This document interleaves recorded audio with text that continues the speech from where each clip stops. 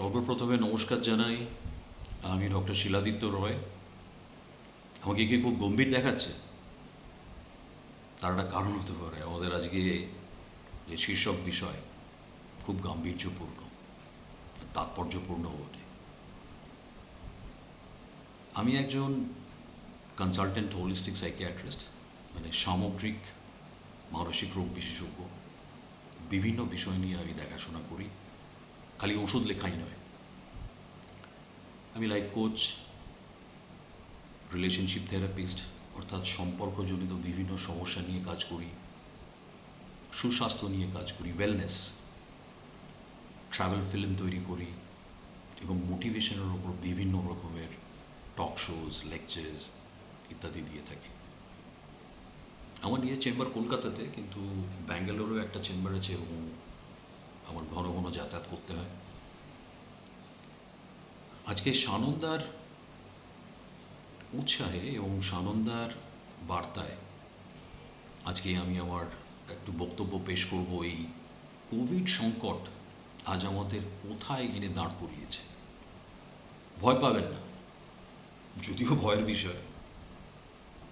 এবং আপনারা যদি আশেপাশে তাকিয়ে দেখেন, দেখবেন একটা আতঙ্ক, একটা ভয় গোটা বিশ্ব জুড়ে গ্রাস করেছে এমনভাবে,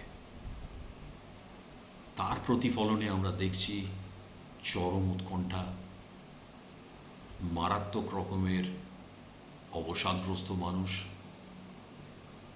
সূচিবাহী আস্তে আস্তে বেড়ে যাচ্ছে। কেন বাড়ছে? কারণ কোভিড ক্রাইসিসে আমাদের বলা হচ্ছে এবং আমরা জানি এবং যথাযথ কারণে যে আমাদের পরিষ্কার পরিচ্ছন্ন থাকতে হবে। এমত অবস্থাতে আজকে কোভিড যে সংকটটা তৈরি করেছে, আমরা মোকাবিলা করব কি করে, নানাবিধ আলোচনা হয়েছে এবং হবেও।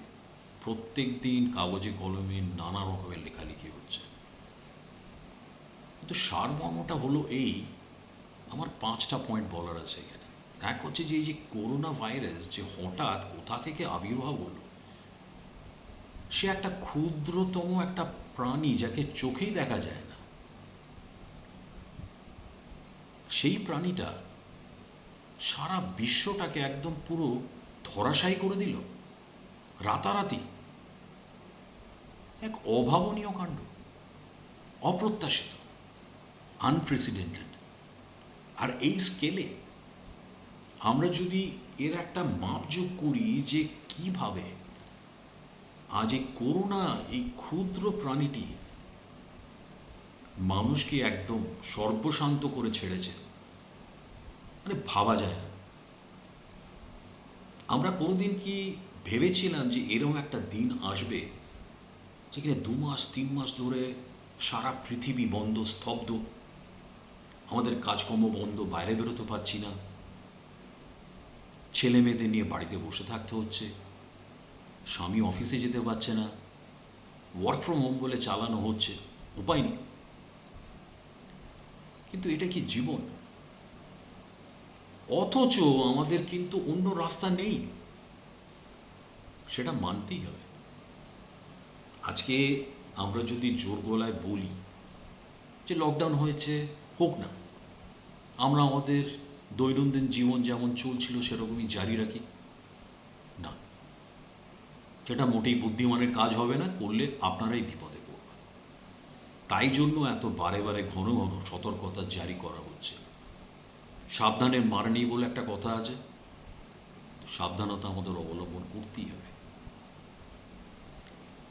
আমরা গত 1.5 মাসে যেটা দেখছি যে এই করোনা ভাইরাস, বলা হচ্ছে যে এক রকমের বাদুড় আছে যাদের ফ্রুট প্যাটস বলা হয়, সাধারণত ওরা ফল টল খায়, তারা গাছে যখন ঝুলে এবং তারা যখন মলমূত্র ত্যাগ করে, সেই মলগুলো যদি শূকর, গরু বা বাঁদর বা বেড়াল জাতীয় প্রাণী যদি ওগুলো ভক্ষণ করে, তাদের শরীরে কিন্তু ওই করোনা ভাইরাস প্রবেশ করে।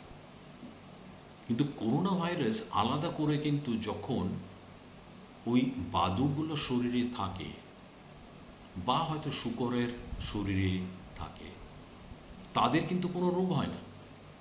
যেমন আমাদের শরীরে অনেক ব্যাকটেরিয়া আছে যেগুলোকে কোলিফর্ম ব্যাকটেরিয়া বলা, সেগুলো কিন্তু আমাদের হজম শক্তিতে সাহায্য করে, খিদে বাড়ায় ও বিভিন্ন রকম রাসায়নিক যেসব ঘটনা আমাদের শরীরে চলতে থাকে সেগুলোতে সাহায্য করে।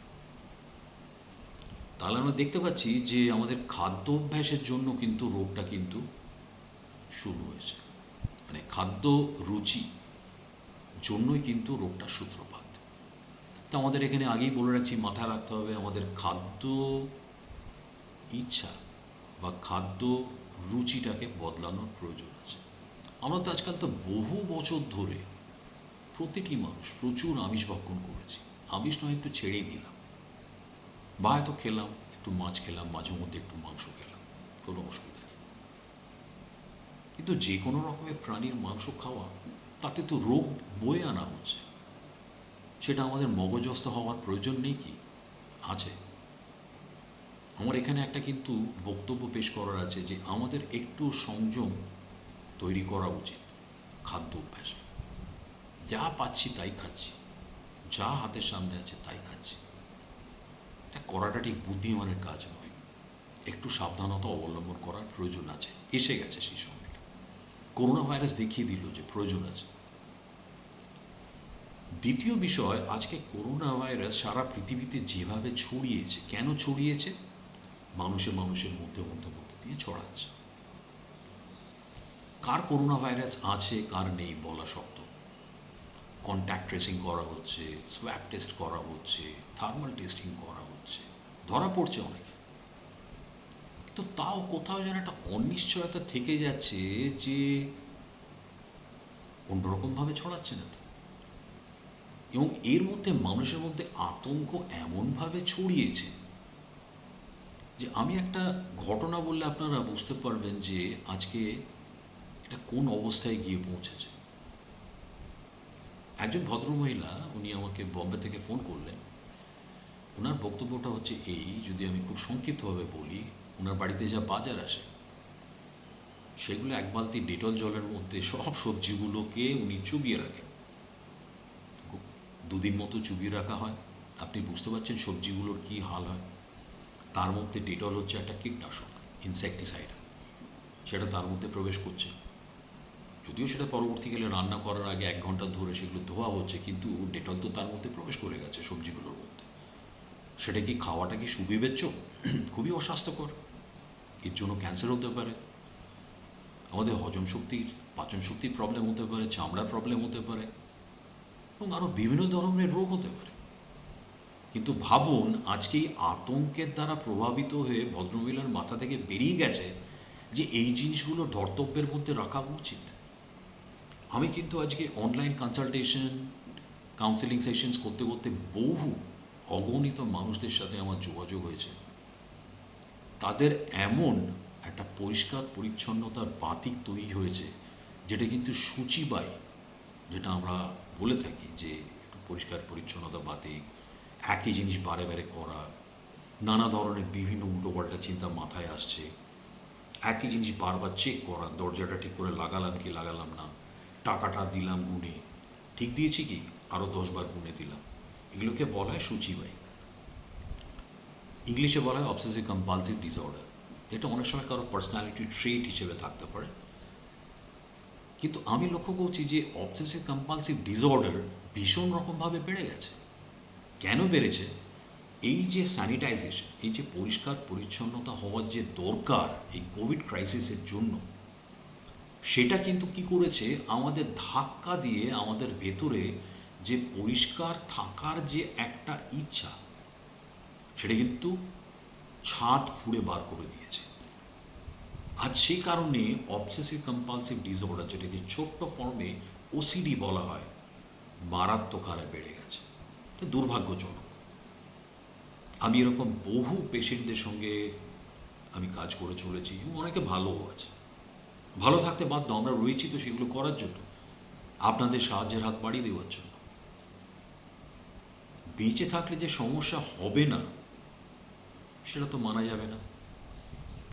জীবন মানেই সমস্যা, আমি যেদিন থেকে জন্মালাম সমস্যার সূত্রপাত, এই জন্ম আর মৃত্যুর মধ্যে যে ফারাকটা, সারা জীবন জর্জরিত হয়ে কাটানো, কোণঠাসা অবস্থা, বিভিন্ন রকমের দুর্ভোগ, দুশ্চিন্তা, কিন্তু তার মধ্যে অল্প কিছু, একটু মাঝে মধ্যে শিলাবৃষ্টির মতো অল্প অল্প করে ছড়ানো কিছু সুখ এবং কিছু আনন্দ, তাতেই আমাদের সুখে থাকতে হবে। উপায় নেই আমাদের, জীবন এরকমই। তৃতীয় পয়েন্ট, আজ এই কোভিড বা করোনা আমাদের যেভাবে কোণঠাসা করেছে, আমাদের জনজীবন ব্যাহত। তার জন্য প্রতিটি বাড়িতে হতাশা, একই ছাদের তলায় ৫-৬ জন, ৭ জন, ১০ জন, এবং জয়েন্ট ফ্যামিলিসগুলোতে আরও অনেক লোকের বসবাস। তাতে কি হচ্ছে, ঘন ঘন ক্ল্যাশ হচ্ছে এবং বিভিন্ন রকমের সমস্যা তৈরি হচ্ছে, যাতে হয়তো রাগারাগি, মনোমালিন্য, কথা কাটাকাটি এবং একটা একঘেয়েমি তৈরি করছে। এমতো অবস্থাতে আমাদের কী কী করণীয় সেগুলো আমরা পরে আলোচনা করব, কিন্তু দেখা যাচ্ছে এই গৃহবন্দী বা ঘরবন্দি হয়ে থাকার জন্য কিছু সমস্যার উৎপত্তি হয়েছে এবং হবে। আপনি লকডাউনের কথা বাদ দিন, আপনি যদি 4 দিনের জন্য বাড়িতে যদি সবাই মিলে একসঙ্গে থাকেন, দেখবেন ঘষাঘষি হচ্ছে, মন কষাঘষি হচ্ছে। তো স্বামী আমাকে কয়েকদিন আগে একজন ভদ্রলোক ফোন করেছিলেন, এরকম অনেকগুলো ঘটনা, তবে একটা মনে পড়লো আমার। ভদ্রলোক ফোন করে বললেন, দেখুন তো আজ প্রায় হয়ে গেল 1 মাসের উপর বাড়িতে বসে আছি, ওই বাড়িতেই একই স্ত্রীর মুখ দেখা, আর ওই ঘ্যানোর ঘ্যানোর প্যানোর প্যানোর আর ভাল লাগছে না। এই করতে করতে না মনে হচ্ছে যে বাড়ি থেকে পালিয়ে যাই, যা হবে হবে। এতে মহিলারা ক্ষুব্ধ হবেন না, উল্টো দিক থেকে অনেক মহিলাদেরও এরকম খবর পাই, যারা ফোন করেছেন আমার সঙ্গে যোগাযোগ করে, কনসালটেশন করে, কাউন্সিলিং করছেন, যে হাজব্যান্ডকে দেখতে দেখতে মানে চুলচেরা অবস্থা। এমনিতেই আজকাল এই স্মার্টফোনের দৌলতে একটা দূরত্ব তৈরি হয়েছে, সারাক্ষণ সবাই মুখ গুঁজে রয়েছি স্মার্টফোনের দিকে, কেউ কারোর সাথে কথা বলে না, স্বাভাবিক আদান প্রদান নেই। স্বামী বসে আছে বসার ঘরে, গৃহিণী বসে আছে শোয়ার ঘরে, গৃহিণী শোয়ার ঘরে বসে ফেসবুক, হোয়াটসঅ্যাপ করছে, স্বামী হয়তো ল্যাপটপ খুলে হয়তো কাজ করছে, তার সাথে সাথে টেলিভিশনে একটা মারদাঙ্গা সিনেমা দেখছে, বাচ্চা ছেলেগুলো দৌড়ে বেড়াচ্ছে। রাত 9:30 বাজে, বরের খাবার ইচ্ছা হয়েছে, বর হোয়াটসঅ্যাপে বউকে মেসেজ পাঠাচ্ছে, খাবার রেডি হয়েছে। আপনারা ভাবুন, কথোপকথন হচ্ছে, জাস্ট পাশের ঘরে কিন্তু স্ত্রী বসে রয়েছে, তাকে মেসেজ পাঠানো হচ্ছে, কথা হচ্ছে না। কিন্তু আশ্চর্য নয় কি? বউ তারপর উত্তর পাঠাচ্ছে, 0.5 ঘন্টা অপেক্ষা করতে হবে, ভাত বসাতে বাকি আছে।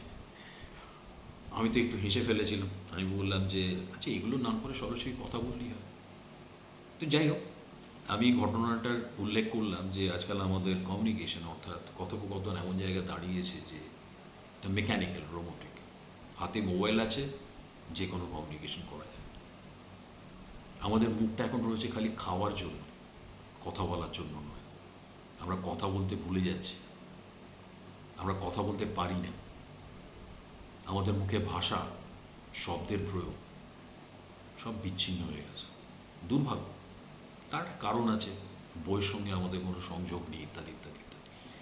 একই কারণে বলি, আজকে এই লকডাউনে বহু মানুষ, অগণিত মানুষ আজ বাড়িতে গৃহবন্দী, তো তাদের হাতে সময় কাটাবার কোনো রাস্তা নেই ওই মোবাইলটা ছাড়া।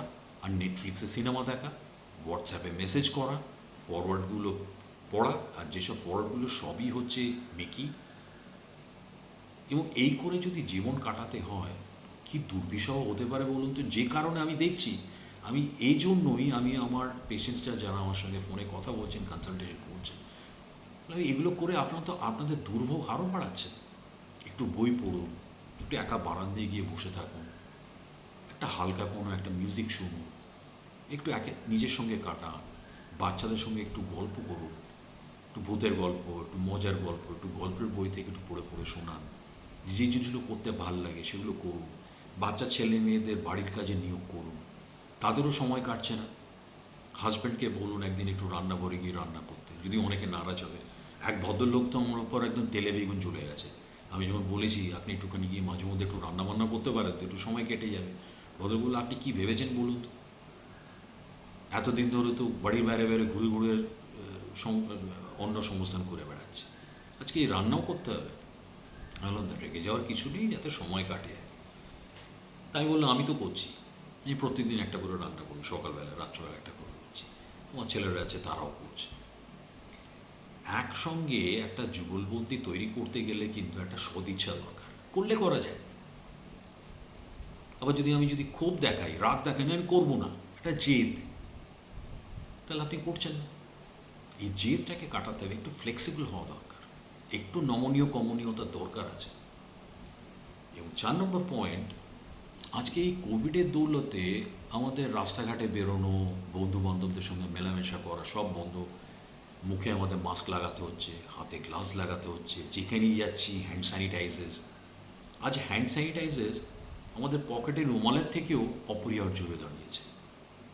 এরকম অনেক পেশেন্ট আছে হ্যান্ড স্যানিটাইজার নেই বলে মানে এত আতঙ্কগ্রস্ত যে দিনের পর দিন রাতের পর রাতে ঘুমাতে পারছে না, অনিদ্রায় কাটছে।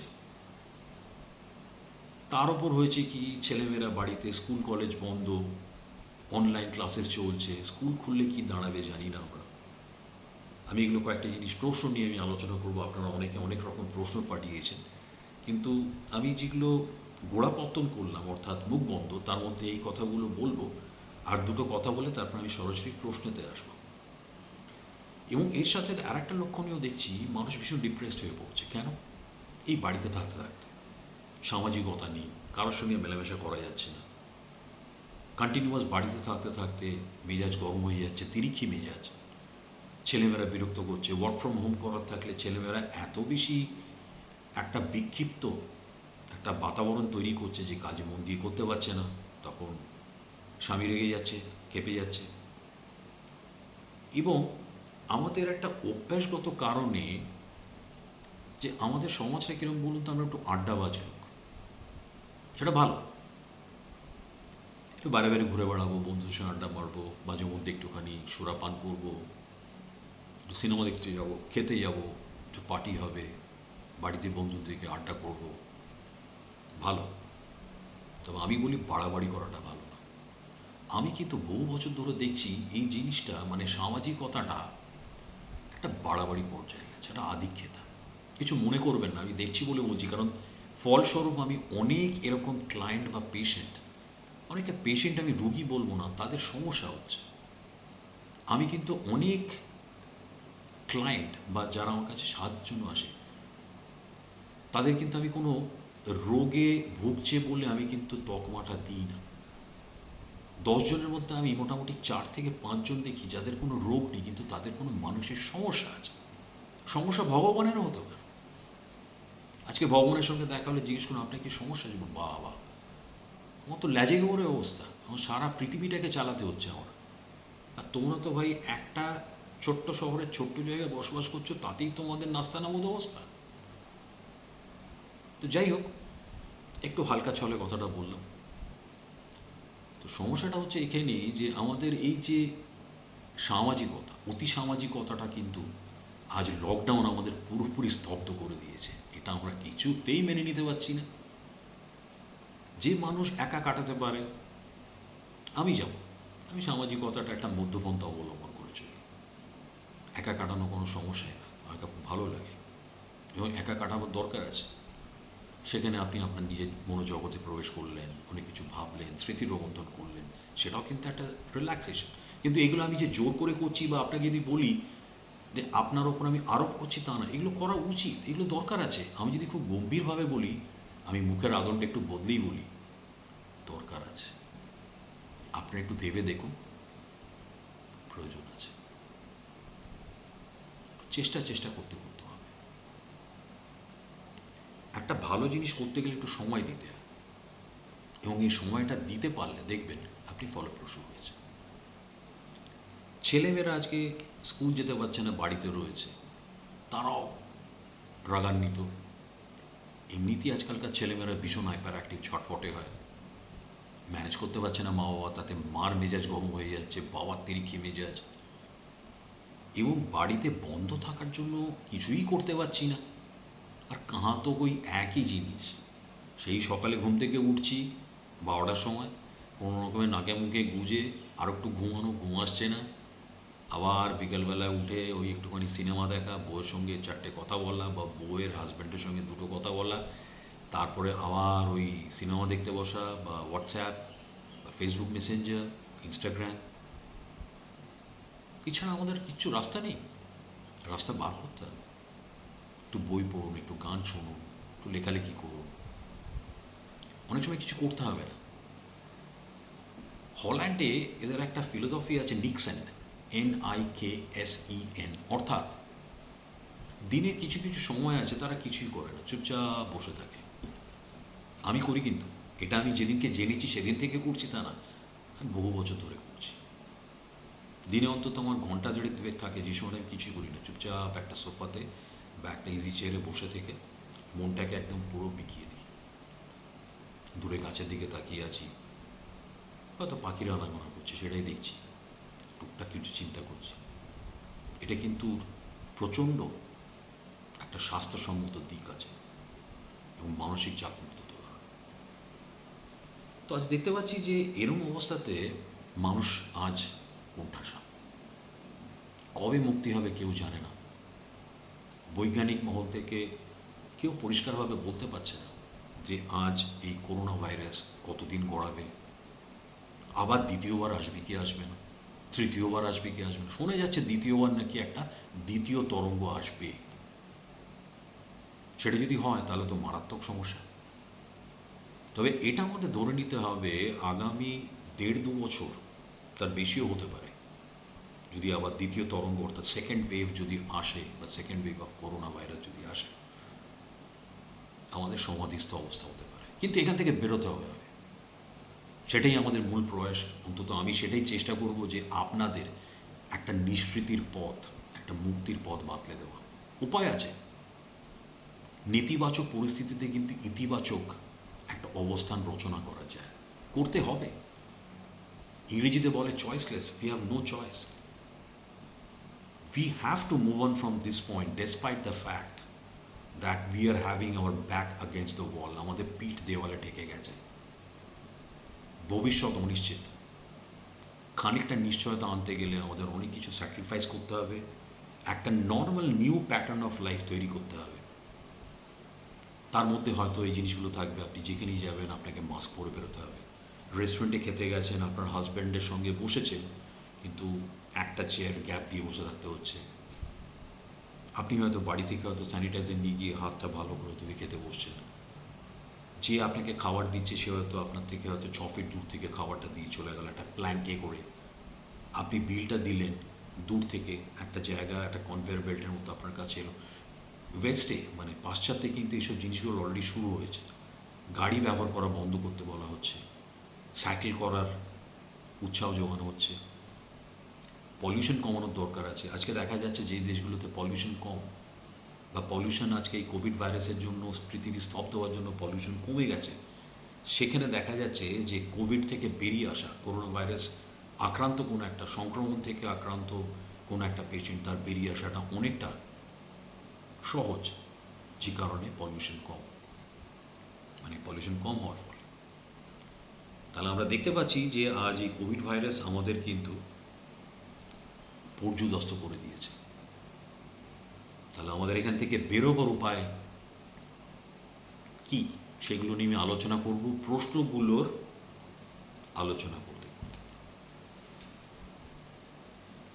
আমি বলি যে যে প্রশ্নগুলো আমি পেয়েছি, মানে অগন্তি প্রশ্ন পেয়েছি আমি, অনেক কোয়েশ্চেন খুব একই রকমের, তাই জন্য সেগুলোকে আমি বারংবার আলোচনা করব না। তা আমি যে প্রশ্নগুলোর উত্তর দেব সেগুলো মোটামুটি সব মিলিয়ে ঝুলিয়ে একটা সামগ্রিকভাবে আপনাদের তুলে ধরছি, যাতে আপনাদের কি করণীয় যাতে পরিষ্কার হয়ে যায়, মানে জলের মতো স্বচ্ছ। আমি এটা হলপ করে বলতে পারি আপনাকে বা আপনাদের, আমি যা আলোচনা করলাম আজকে বা করব প্রশ্ন সংক্রান্ত বিশেষ করে, আপনারা কিন্তু অনেকটা হালকা বোধ করবেন, অনেকটা লঘু বোধ করবেন। মনে রাখবেন, সমস্যা জীবনে আসবেই, যেটা নিজের জীবনে আসতে পারে এবং সারা গোটা পৃথিবী জুড়ে আসতে পারে, কিন্তু দমে গেলে চলবে না। আপনারা বলতে পারেন ডক্টর রয় এটা বলছে খুব বলা সহজ, করা কঠিন। অবশ্যই করা কঠিন, কিন্তু মনে রাখবেন অসম্ভব নয়। মানবেন কি? অসম্ভব নয়, করতে হবে। জীবন যুদ্ধ এমন একটা জিনিস যে নতি স্বীকার করলে চলবে না। শক্ত হলেই দেখবেন আপনার জীবনযাত্রার রাস্তা পরিষ্কার। টুকটাক অসুবিধা হবে, কিন্তু উতরে যেতে কোনো অসুবিধা হবে না। অর্থাৎ সেই মনোবলটা থাকা দরকার যে yes, I can do it. প্রশ্নে ফেরা যাক। অনেকে প্রশ্ন করেছেন যে এই সারাদিন মাসের পর মাস বাড়িতে থাকতে থাকতে বোর হয়ে যাচ্ছি, কী করণীয়? আমি একটু আগেই সবই আলোচনা করেছি। যার যেগুলো ভালো লাগে সেগুলো করুন, মানে টাইম পাস করার মতো যে যে রিক্রিয়েশন হবিজ আছে সেগুলো করুন। এর সাথে সাথে বলি, অন্যরকমভাবে নেবেন না। আমি এই জিনিসটা খুব ঘন ঘন শুনে আছি, ভীষণ বোর লাগে। আমার মনে হয় এটা আজকাল হয়েছে, এটা কেউ একটা ফ্যাশন টাইপের হয়ে গেছে, মানে এটা অভ্যাসগত। আমার বোর লাগছে। আমাকে অনেকে জিজ্ঞেস করে, ডাক্তার আপনি বোর ফিল করেন না? এই যে 1.5 মাস ধরে যে আপনি বাড়িতেই রয়েছেন। না, কিছু দিব্যি আছি, ভালোই আছি। সব কিছুর সঙ্গে অ্যাডজাস্ট করে নিতে হবে। Yes, adjustment is the keyword. সব কিছু মানিয়ে নেওয়া, মুখে হাসি রেখে এবং মনোবলের জোরে, এটাই হচ্ছে আসল নিষ্কৃতির পথ। এরকম প্রশ্ন পেয়েছি অনেকে যে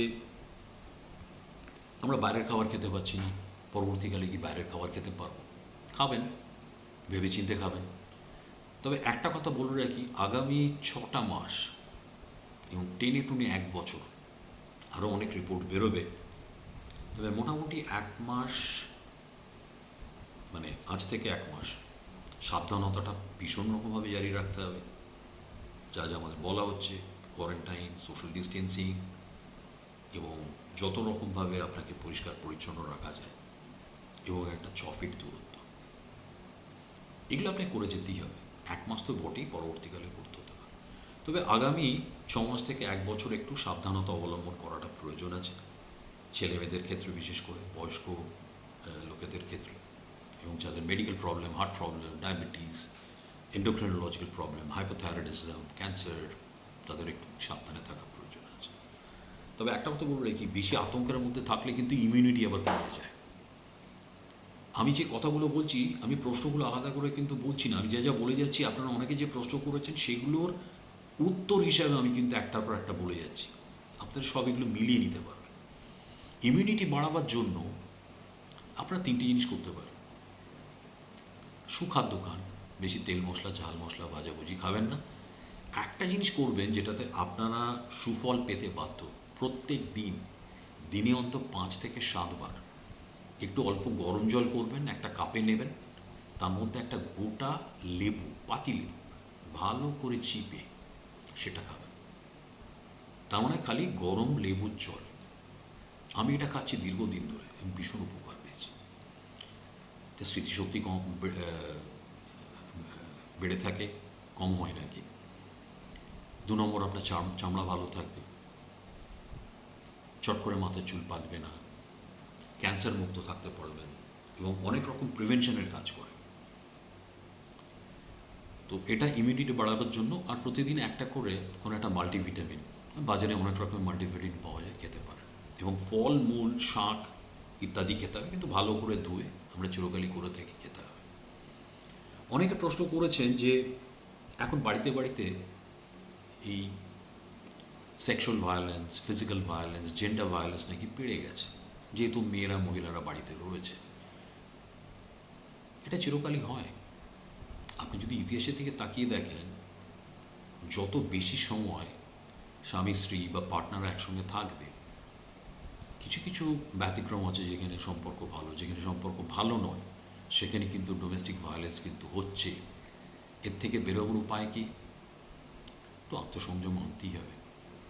একটু নিজেদের বুদ্ধি প্রয়োগ করতে হবে। এটা কি ঠিক করছি আমি? আপনার সঙ্গে আপনার স্ত্রী বা স্ত্রীর সঙ্গে স্বামীর হয়তো সম্পর্ক ভালো নয়, তাই বলে কি লাঠালাঠি, তাই বলে কি নির্যাতন, তাই বলে কি শারীরিক অত্যাচার? এগুলো ঠিক নয়।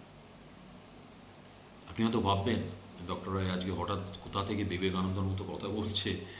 না না, বিবেকানন্দ না, আমি একজন সাধারণ লোক। আপনি কিন্তু অস্বীকার করতে পারবেন না, সংযমের প্রয়োজন আছে, একটু মিতচারিতা করা দরকার আছে, একটু নিজেকে কন্ট্রোলে রাখতে হবে। আমি বলি কি, আজকে এই অবস্থাতে যেখানে সবার মধ্যে একসঙ্গে মিলেমিশে কাটাতে হচ্ছে, যেহেতু আমরা গৃহবন্দী, সম্পর্কে যদি কোনো চিড় ধরে থাকে, সম্পর্কে যদি কোনো রকমের সমস্যা হয়ে থাকে, এটা হচ্ছে সবচেয়ে ভালো সময়, সুসময় সেগুলোকে সমাধান করার। খোলাখুলি কথা বলুন, আলোচনা করুন, কোথায় কোথায় সমস্যা আছে সেগুলোকে নির্ধারণ করুন। না, এগুলো অঙ্ক করার মতো খাতা নিয়ে বসার দরকার নেই। এগুলো করলে দেখবেন অনেকটা হালকা হচ্ছে। এটা মনে রাখবেন, আজকে আপনি যে সুযোগটা পেয়েছেন বাড়িতে, চার দেওয়ালের মধ্যে, এক ছাদের তলায়, আজ 1.5-2 মাস ধরে বাড়িতে রয়েছেন, যার যা সমস্যা আছে, আমি আমার অনেক ক্লায়েন্টসদের অনলাইনে বলেছি এবং তারা খুব ভালো ফল পেয়েছে। এই সুযোগ আর পাবেন না, এটা হাতছাড়া করবেন না। এই 2 মাসে যার যত রকম সমস্যা আছে, মানে যেগুলো মেটানো যায়, মানে সলিউশন আনা যায়, চেষ্টা করুন, চেষ্টা করুন একটা সমাধান আনুন। অশান্তি ভালো নয়, আমাদের জীবনে শান্তি দরকার। চারিদিকে ডামাডোল, কিয়স, এর মধ্যে যদি বাড়িতে যদি অশান্তি তৈরি হয়, এর থেকে বড় মানসিক চাপা কিছু হতে পারে কি? হবে না। এরকম অনেক প্রশ্ন পাচ্ছি যে নিউট্রিশনাল, মানে পুষ্টিজনিত কী জিনিস করতে পারে। এটা বললাম, খাওয়া দাওয়াটা ঠিক করতে হবে, শাকসবজি বেশি করে খাওয়া, জল বেশি করে খাওয়া, হাইড্রেশনটা ঠিক রাখা এবং ফিটনেসটা রাখতে হবে। বাড়ির মধ্যে যদি জায়গা থাকে একটু হাঁটাহাঁটি করা, এবং ছাদে যদি জায়গা থাকে হাঁটাহাঁটি করা, বাড়ির সামনে যদি ড্রাইভে থাকে, মানে কোনো রকম ফিটনেস, যদি ট্রেডমিল থাকে ট্রেডমিল, বাড়ির কাজ করলেও সেটাও তো এক ধরনের খাটুনি, সেটাও করতে পারে। মানে নিজের মতো করে ব্যবস্থা করে নিতে হবে, খালি বায়না করলে চলবে না যে ডাক্তারবাবু আমার বাড়িতে খালি দুটো কভার, কী করে এক্সারসাইজ করি বলুন তো? আমি যখন যোগা ম্যাটটা বার করে যখন ব্যায়াম করছি, তখন আমার ছেলে তখন তিড়িং বিড়িং করে লাফাচ্ছে। আমি যখন ভাবলাম যে যাই ছাদে গিয়ে একটুখানি এক্সারসাইজ করে আসি, বউ তখন হাত পেড়ে বলছে, ওগো হলুদটা তো খুঁজে পাচ্ছি না, শিলনোড়াটা কই, মাছের বাজারটা কোথায় রাখলে, কী করি বলুন তো? একটু হাস্যকর পরিস্থিতি, কিন্তু এর মধ্যে একটু ম্যানেজ করে নিতে হবে। আমি বলি management of management is a big thing. If you have learned how to manage the management of your own life and your family, you have done the job. আর অনেক প্রশ্ন আছে, এই যে অ্যাংজাইটি ডিপ্রেশনের শিকার হচ্ছে এই বাড়িতে থাকতে থাকতে, উপায় কী? অ্যাংজাইটি ডিপ্রেশন তাদেরই হচ্ছে যাদের একটু পার্সোনালিটি একটু দুর্বল চিত্ত। অত ভাববেন না। আজকে মনে করবেন যে আজকে পরিস্থিতি তৈরি হয়েছে, এটা কিন্তু আপনার জন্য নয়, আমার জন্য নয়, হয়েছে, মেনে নিতে হবে। এত ভেঙে পড়া উতলা তো কোনো কারণ নেই। সব জিনিস কি সারা জীবন চলে? কিছু মাস বাদে ঠিক হয়ে যাবে, মানিয়ে নিতে হবে, অ্যাডজাস্টমেন্ট। ডিপ্রেশন যাতে না হয় তার জন্য আমরা তো রয়েছি, যদি সেরকম প্রয়োজন হয় তাহলে অনলাইন কনসালটেশনের জন্য যোগাযোগ করতে পারেন, বহু ডাক্তার আছে, তাতে ফল পাবেন ডেফিনেটলি। আজকে এই সময়টাতে আমরা মেন্টাল হেলথকে ভীষণ গুরুত্ব দিচ্ছি এই কারণে, কারণ আজ সারা পৃথিবীতে মোর দ্যান 75%, 75% নারী পুরুষ নির্বিশেষে আজ মানসিক রোগের শিকার হয়েছে এই কোভিড সংকটের দৌলতে। একটা বিরাট ফিগার। তো এমত অবস্থাতে আমাদের এইগুলো মাথায় রাখা, যে আমরা কিভাবে সাহায্যের হাত বাড়িয়ে কারোর কাছ থেকে সাহায্য পেতে পারি। অনেকে লিখেছেন বয়স্ক লোকেদের যাদের একটু নিউমোনিয়া, আর্থ্রাইটিসের প্রবলেম আছে, তাদের কী করণীয়? তাতে ক্যালসিয়াম ট্যাবলেটস খাওয়ানো, বাড়িতে একটু হাঁটা চলাফেরা করানো, ইত্যাদি ইত্যাদিগুলো করা, ফুর্তিই হবে। অনেকে লিখেছে যে বাইরে গরম, হঠাৎ কাজ করতে যাব, তখন কি হবে? কিচ্ছু অসুবিধা নেই, বাড়ি থেকে বেরোবার আগে ভালো করে জল খাবেন, জল ক্যারি করবেন এবং চেষ্টা করবেন ছাতা মাথায় নিয়ে যাওয়া। কিন্তু আমার মনে হয় শরীরকে অত আতপুত না করার ভালো। প্রথম 2-1 দিন একটু অসুবিধা, তারপরে শরীর আলটিমেটলি অ্যাডজাস্টেড হয়ে যায়, শরীরের নাম বাবাজি, যা সবে তাই সবে, মনে রাখবেন এটা। ছেলে মেয়েদের অ্যাক্টিভিটি, আজকে বাড়িতে আছে, খেলাধুলো করুক, অনেক রকমের পাজল আছে, গেমস আছে, ইনডোর গেমস আছে, আপনার বসে তাদের সঙ্গে গল্প করুন, কিছু কাজ দিন, বাড়ির কাজ করুন। আপনি রান্না করছেন, একটু বলবেন একটুখানি সবজিগুলো কেটে দিত, ফ্রিজটাকে একটু গুছিয়ে দিত, বিছানাটা ঝেড়ে দিত, জামা কাপড়গুলো ভাঁজ করে রাখতো। আপনি বলবেন যে এরা বললে করতে চায় না, করাতে হবে। Parenting is an art. আপনি ঠিক যদি ভালো করে বুঝিয়ে যদি করতে পারেন, ঠিক করবেন। এটা কিন্তু রাইট টাইম ছেলেমেয়েদের কিন্তু কিছু দায়িত্বপূর্ণ মনোভাব তৈরি করার জন্য। এটা সদ্ব্যবহার করুন, এই সুযোগ পাবেন না আর।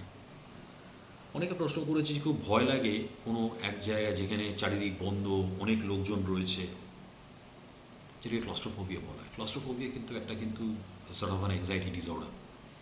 সেক্ষেত্রে কিন্তু আপনাকে কিন্তু একটা ডাক্তারের বা মনোচিকিৎসকের সলা পরামর্শ নিতে হবে এবং সুফল পাওয়া যায়। কিন্তু নিজে থেকে চেষ্টা করা, যদি ভয় লাগে মনে করবেন যে ভয় লাগার কিছু নেই, দম বন্ধ হয়ে যাচ্ছে, খানিকক্ষণ বাদে ঠিক হয়ে যাবে। চট করে জানলা দরজা খুলে গিয়ে বাইরে গিয়ে নিঃশ্বাস নিচ্ছি, মনে হচ্ছে এই বোধহয় ঠিক হয়ে গেলাম, ওই রকম ভাবার কোনো কারণ নেই। সাময়িক ঠিক লাগলো, পরে আবার বাড়বে। আরেকটা হচ্ছে যে পজিটিভ থাকার উপায়। পজিটিভ থাকার উপায় হচ্ছে, প্রথমেই বলি, in order to be positive you have to have positive temperament, personality. Positive personality নিজেকে কিন্তু তৈরি করা যায়। কেউ কেউ কিন্তু জন্মায় পজিটিভ পার্সোনালিটি নিয়ে, আবার তৈরিও করা যায়, আয়ত্তে আনা যায়। সব কিছু করুন, ভয় পাবেন না।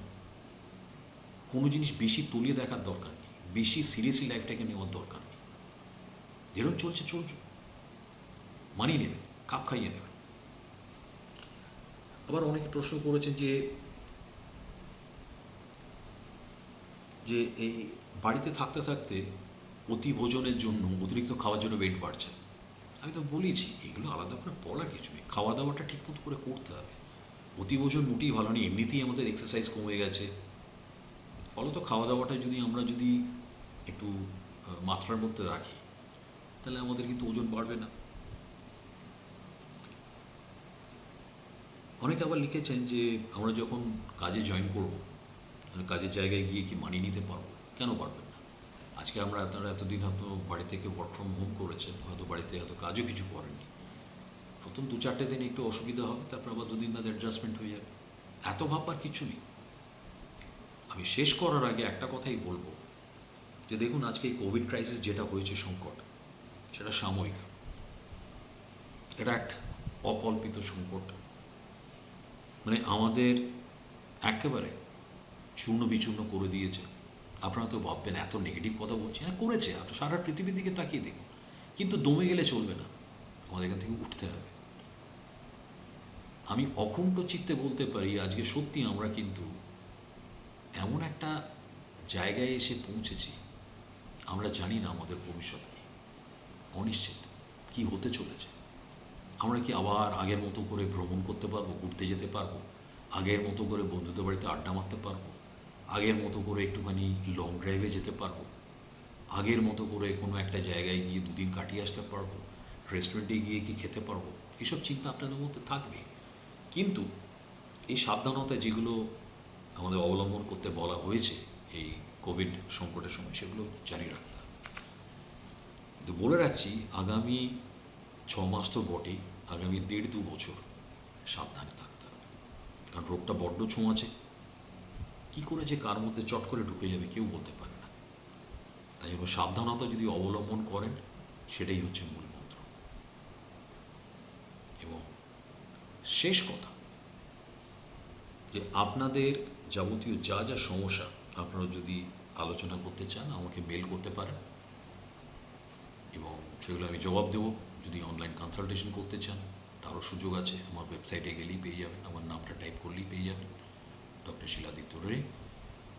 আজ শেষ করার আগে এটাই বলি যে সানন্দাকে অসংখ্য ধন্যবাদ আজ এই প্রোগ্রামটি করার জন্য, এবং আমি করে যথেষ্ট আহ্লাদিত এবং আনন্দিত। আশা করি আপনাদের অনেক কিছু সাহায্য করতে পেরেছি এবং সেগুলো আপনাদের কাজে লাগবে। ধন্যবাদ।